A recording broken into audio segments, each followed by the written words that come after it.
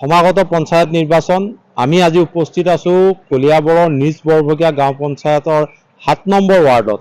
7 number ৱাৰ্ডত পাৰ হৈ যোৱা সময়খিনিত ৰাইজৰ অভাৱ অভিযোগ কিদৰেনো পূৰণ কৰিব পাৰিলে নে নাই সেই সম্পৰ্কে কথা পাতিবলৈ আমি উপস্থিত হৈছোঁ হিতাধিকাৰী এগৰাকীৰ সৈতে। তেওঁলোকে হাজাৰবাৰ অনুনয় বিনয় কৰাৰ পিছতো কিন্তু এটি চৰকাৰী আৱাস গৃহ নাপালে। আমাৰ লগত হিতাধিকাৰী গৰাকী আছে, পোনে পোনে তেওঁৰ লগত কথা পাতিম। দাদা, আপোনাৰ নামটো?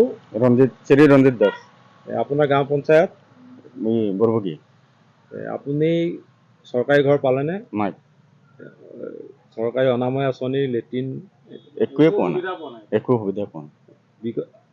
বিগত সময়ৰ কাম কাজত আপুনি সন্তুষ্ট নে অসন্তুষ্ট? পঞ্চায়তৰ কাম কাজত সন্তুষ্ট নাই। সন্তুষ্ট নাই, যোন বস্তু পাব লাগে নিদিয়ে, যোন মানুহ পাব নালাগে ই পাইগৈ। পূৰ্বৰ সভাপতিগৰাকীৰ বিৰুদ্ধে কেইবাগৰাকীও প্ৰাৰ্থী উঠিছেনে?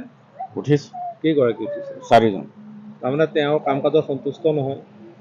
সন্তুষ্ট এতিয়া ইহঁতক উঠা নাই বৰ্তমান, এতিয়া উঠিলেহে ক'ব পাৰি। এনেদৰেই এগৰাকী হিতাধিকাৰীয়ে তেওঁৰ প্ৰতিক্ৰিয়া ব্যক্ত কৰিলে।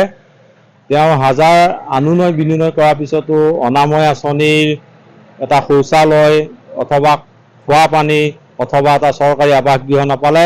আমাৰ লগত আৰু এগৰাকী এই পঞ্চায়তৰ 7 নম্বৰ ৱাৰ্ডৰ হিতাধিকাৰী আছে। আপুনি পঞ্চায়তৰ কাম কাজত সন্তুষ্ট নে? সন্তুষ্ট বৰ্তমান নাই। 4জন উঠিছে, 4জনৰ ভিতৰত আমি এইটো সন্তুষ্টও নাই। এজন থাকিলে ভাল হ'লে, 4জন উঠিছে, সন্তুষ্ট ইমান এটা নাই। আপুনি কাক দিম নিদিম এইটো মানে চিন্তা কৰিবলগীয়া হৈছে। পূৰ্বৰ কাম কাজত সন্তুষ্ট নে আপুনি পঞ্চায়তৰ? নাই। আপুনি কাৰোবাৰ কিবা ঘৰ পালানে নাই? নাই, একো পোৱা নাই, চৰকাৰী বস্তু একোৱে সুবিধা পোৱা নাই এতিয়ালৈকে।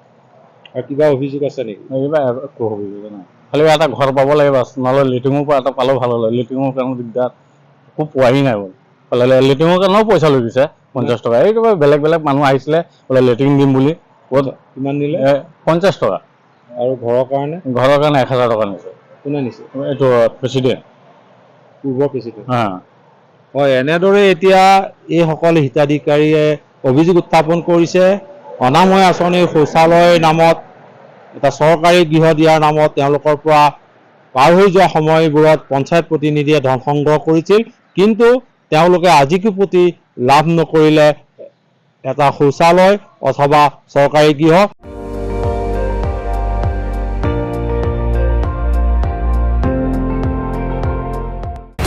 আপুনি চাই আছে ND24, সৰ্বশ্ৰেষ্ঠ নহয় সৰ্বোত্তমৰ দৌৰ।